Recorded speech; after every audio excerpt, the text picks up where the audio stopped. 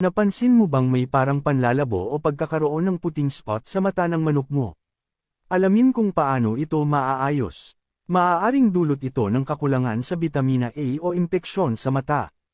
Pakainin ng layer feed na mayaman sa bitamina A tulad ng carrots at leafy greens para mapanatiling malinaw ang paningin ng manok.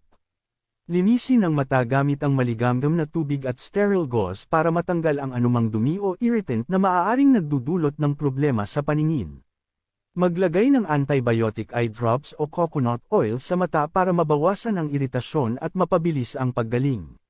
Siguraduhin malinis at maaliwalas ang kulungan para maiwasan ang pagkalat ng bakterya na maaaring makaapekto sa mata ng manok. Kung patuloy pa rin ang panlalabo ng paningin o paglitaw ng puting spot kahit na nabigyan na ng tamang lunas at pangangalaga, kumonsulta sa eksperto para sa tamang diagnosis at gamutan.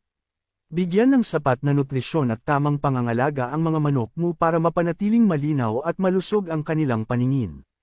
I-follow para sa iba pang tips sa pag-aalaga ng manok.